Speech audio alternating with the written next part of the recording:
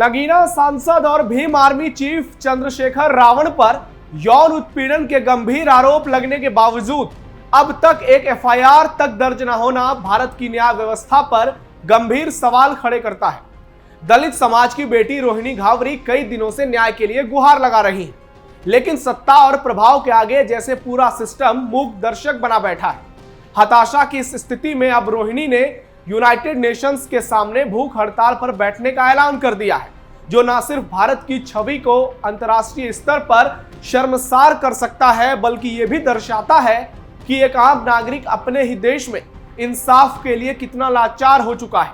क्या चंद्रशेखर रावण इतने ताकतवर हो चुके हैं कि कानून भी उनकी चौखट पर झुक जाए?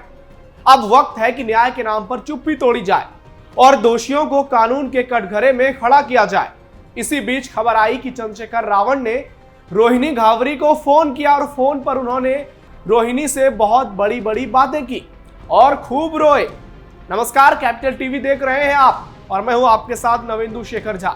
आज आपको बताएंगे कि रोहिणी घावरी ने चंद्रशेखर रावण को लेकर आखिरी अल्टीमेटम दे दिया है और अब सो कॉल्ड दलितों के मसीहा चंद्रशेखर रावण पर बड़ी कार्रवाई होने वाली है। क्या दलित समाज की बेटी, वाल्मीकि समाज की बेटी को न्याय मिल पाएगा? और रोहिणी चंद्रशेखर के बीच फोन पर क्या बातचीत हुई है, इसे लेकर भी खुलासा करेंगे। रोहिणी घावरी ने दी आखिरी चेतावनी, फोन कॉल पर रोने लगे चंद्रशेखर रावण। दलित समाज की बेटी को मिलेगा न्याय, अब आर या पार, बहुत हो गया इंतजार।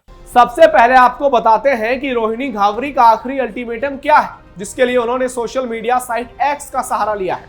रोहिणी ने ट्वीट करते हुए लिखा कि नमस्ते दिल्ली पुलिस, राष्ट्रीय महिला आयोग, एक हफ्ते से ज्यादा हो गया कंप्लेंट किए हुए, लेकिन अब तक कोई रिप्लाई नहीं आया। आखिर एफआईआर कब होगी? अगर एक हफ्ते में इस केस में कोई सुनवाई नहीं हुई तो मुझे मजबूरन यूनाइटेड नेशंस के सामने भूख हड़ताल पर बैठना पड़ेगा। अगर इंडिया में होती तो संसद के बाहर बैठती। मैं नहीं चाहती कि अपने देश का तमाशा बने। इंटरनेशनल मीडिया इस पर न्यूज बनाए कि भारत की बेटी की आवाज उसका देश ही नहीं सुन रहा।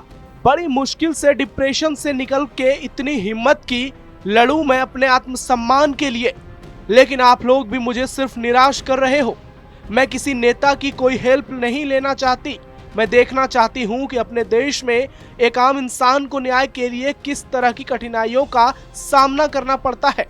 पिछले 5 साल स्विट्जरलैंड में मैंने कभी किसी नेता की मदद नहीं ली और सारे काम आसानी से हुए, और मैं वही अपने देश में भी देखना चाहती हूँ। क्या अपने देश में नेताओं की ताकत इतनी है कि एक एफआईआर तक नहीं हो रही? मेरा गुस्सा ये सोच के आगे बढ़ रहा है कि एक गरीब गांव की बेटी कैसे लड़ती होगी इस सिस्टम से। ये रोहिणी घावरी का आखिरी ऐलान है। हालांकि सवाल रोहिणी पर भी हैं और हम उनसे भी सवाल पूछेंगे, उनको भी सवालों के कटघरे में खड़ा करेंगे। लेकिन फिलहाल मामला केवल यौन उत्पीड़न का ही नहीं, बल्कि महिला सम्मान का भी है। इसलिए पहले बात दलित बेटी को लेकर इंसाफ की होनी चाहिए। रोहिणी का कहना है कि एक पीड़ित महिला अगर रोए तो मगरमच्छ के आंसू, अगर महिला हंसे तो कितनी बेशर्म है। मुंह दुष्कर्मी छुपाए, इज्जत उसकी जानी चाहिए। ये तकलीफ महिलाएं क्यों झेले? आखिर कब तक अग्नि परीक्षा औरत देती रहेंगी? अब अग्नि परीक्षा आदमी की लो। एक महिला को समझा क्या है इस समाज ने? शायद इसीलिए देश की बेटियां अन्याय सह लेती हैं, लेकिन किसी से कुछ कहती नहीं। ये अनुभव मुझे हर दिन इस महिला विरोधी सोच के खिलाफ लड़ने की ताकत देता है।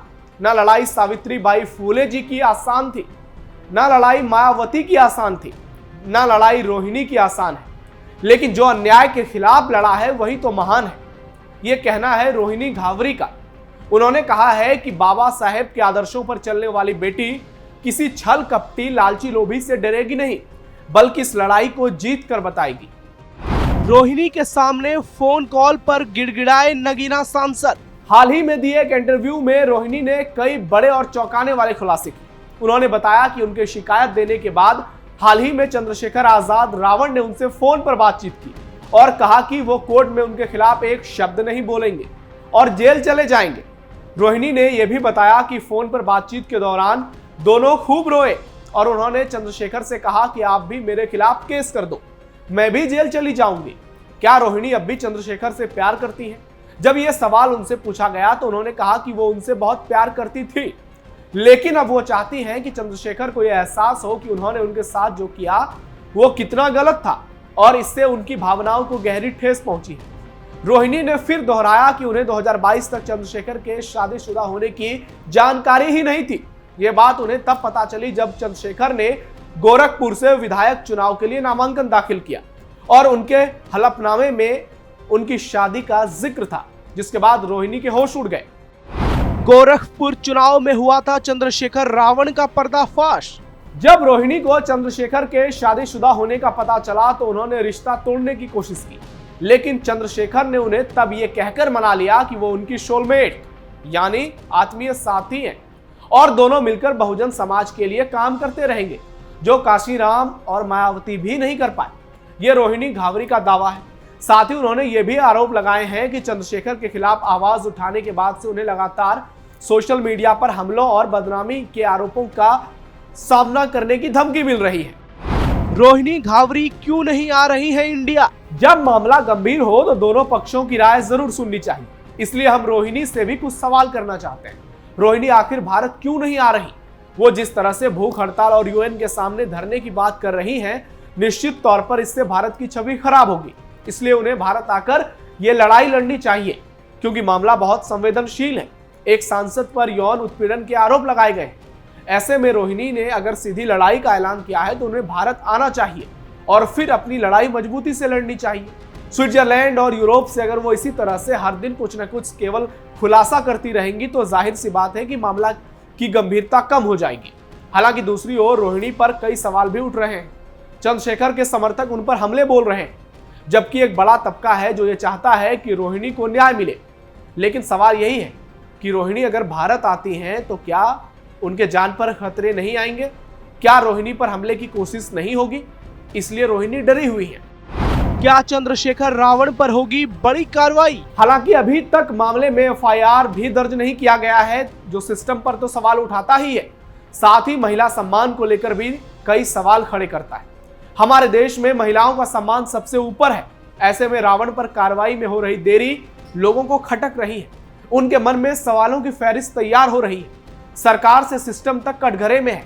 प्रयागराज हिंसा में भीम आर्मी का जो रूप देखने को मिला, उसे लेकर भी रावण पर सवाल उठ रहे हैं, उन पर आरोप लग रहे हैं और रोहिणी ने भी इसके खिलाफ मोर्चा खोल दिया है। खुद को दलितों का मसीहा बताने वाले, दलित समाज को हक और महिलाओं को सम्मान दिलाने की हुंकार भरने वाले और बदलाव की सियासत का वादा करने वाले नगीना सांसद पर कार्रवाई तो होगी। अगर आरोप साबित हुए तो रावण को जेल भी जाना पड़ेगा। चूंकि मामला दिल्ली में दर्ज है तो तिहाड़ जाना पड़ सकता है। बस समय की बात है और इतिहास गवाह है कि भारत में बड़े बड़े नेताओं ने जेल में चक्की पीसा है। देर हो सकती है लेकिन अंधेर नहीं। तो इंतजार कीजिए, कभी भी रावण पर ब्रेकिंग न्यूज आ सकती है।